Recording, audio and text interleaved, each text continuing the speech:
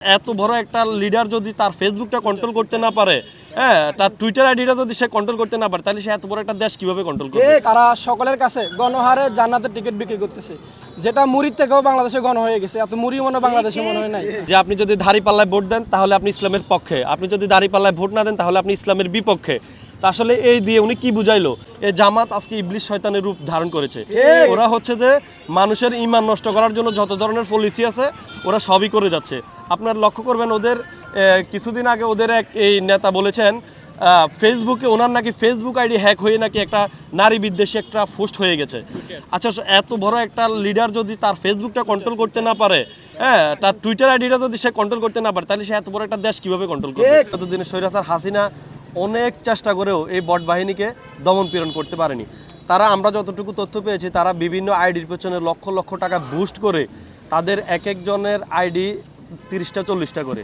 তারা প্রথম একটা ছেলেকে যখন আপনি শিবির করতে বলবেন তখন তার প্রথম শর্তই থাকে তোমার 10টা ফেসবুক আইডি লাগবে, তাইলে আপনি শিবিরে সাথী হইতে পারবেন। তো আসলে এই ওরা হচ্ছে যে আপনি যদি আগামীকালকে যদি নির্বাচন সোশ্যাল মিডিয়াতে দেন, ওই যে বট বাহিনী পাশ করবে। কারণ ওরা হচ্ছে যে সারাক্ষণই খালি অনলাইনে এগুলি নিয়ে পড়ে থাকে, যারা জনমনে জনগণের এই আস্থা নেই এবং ওদের ইয়া নাই, এই জন্য তারা সারাক্ষণই অনলাইনে পড়ে থাকে। বিভিন্ন এক একজনে 8-10টা আইডি চালা এগুলি দিয়ে ফাইটিং করে অনলাইনে। তো সেজন্য আসলে এই আপনার অনলাইন আর ভোটের মাঠ কিন্তু সম্পূর্ণ ডিফারেন্ট। তারা সকলের কাছে গণহারে জান্নাতের টিকিট বিক্রি করতেছে, যেটা মুড়ির থেকেও বাংলাদেশে গণ হয়ে গেছে। এত মুড়ি মনে বাংলাদেশে মনে হয় নাই। যাই হোক, আমি এতটুকুই বিশ্বাস করি যে আপনি যারা আছে, আমরা যারা মুসলিম আছি, আমাদের যে নৈতিকতা, আমাদের যে আদর্শ, আমরা মহান রব্বুল আলামিনের জন্য আমরা নামাজ কালেমা যতটুকু আছে আমাদের মুসলমানদের জন্য, আমরা আমাদের ইমান আমল নিয়ে আমরা কবরে যাব। আমাদের জবাবদিহিতা আমরা মহান আল্লাহ রাব্বুল আলামিনের কাছে দিব এবং তিনি মনোনীত করবেন কে জান্নাতে যাবে কে জাহান্নামে যাবে। এখানে বাংলাদেশ কি তথা পৃথিবীতে মহানবী সাল্লাল্লাহু আলাইহি ওয়াসাল্লাম এবং তারপরে আমার মনে হয় না যে আর কেউ বলতে পারবে যে কে জান্নাতের জন্য মনোনীত হয়েছে বা কেউ জান্নাতের টিকিট দিতে পারবে। এগুলো আসলে টোটালি তাদের গুজব এবং তারা চাচ্ছে যে এ ধরনের কথাগুলো বলে তারা মানুষকে আকৃষ্ট করে তারা তাদের ভোট বাড়ানোর জন্য। কিন্তু মানুষ তাদের এই কথাগুলো প্রত্যাখ্যান করেছে এবং তাদেরকে মানুষ গণহারে বয়কট করতেছে। আসলে জান্নাতের পথ দেখা উনি কিছুদিন আগে একটা বক্তব্য দিয়েছেন যে আপনি যদি দাঁড়িপাল্লায় ভোট দেন তাহলে আপনি ইসলামের পক্ষে, আপনি যদি দাঁড়িপাল্লায় ভোট না দেন তাহলে আপনি ইসলামের বিপক্ষে।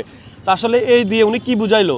আমরা বাংলাদেশের মানুষ যারা দাঁড়িপাল্লায় ভোট দিব না, তাইলে কি আমরা সবাই অমুসলিম? আপনাদের কাছে আমার প্রশ্ন রয়ে গেল। উনি যে বলল, এই যে আমি একটু আগে বললাম যে মানুষের ঈমান দুর্বল করে ইবলিশ শয়তানে, আজকে জামাত ইবলিশ শয়তানের রূপ নিয়েছে। এজন্যই আমি এই কথাটা বলেছিলাম, কারণ ওরা মানুষের ঈমানকে দুর্বল করার জন্য যত ধরনের কাজ আছে ওরা সব কিছু করে যাচ্ছে। তো ওনার যে বক্তব্য, ওনার প্রত্যেকটা বক্তব্য আপনারা দেখবেন, মানে ওনারা বুঝাইতে চায় যে আপনি যদি এই জামাত শিবিরের পক্ষে থাকেন আপনি মুসলমান, জামাত শিবিরের বিপক্ষে গেলে আপনি ইহুদি নাছাড়া। তো এটা আপনারা সাংবাদিকেরা আছেন, আপনারা ভালো বুঝেন। সবাই বাংলাদেশের মানুষ অত্যন্ত সচেতন, সবাই বুঝে যে ওদের ওই যে ফাঁদ, ও ইসলামের এই জান্নাতের টিকিট বিক্রি করা, এটা ভাই সবাই বুঝে গেছে। এটাতে একটা ভাওতাবাজি, নারী পুরুষ ছোট বড় সবাই এখন ওদেরকে টাউট হিসেবে চেনে। সোজা কথা হচ্ছে যে এটা আমরা আগামী নির্বাচনে আগামী মাসের এই মাসের 12 তারিখে ইনশাল্লাহ আমরা বিশাল ব্যবধানে, যেটা বাংলাদেশের সর্বশ্রেষ্ঠ ভোট নিয়ে এই আসন থেকে আবুল কালাম সাহেব এমপি হয়ে সংসদে যাবে ইনশাল্লাহ, এই প্রত্যাশায় আমাদের রইল।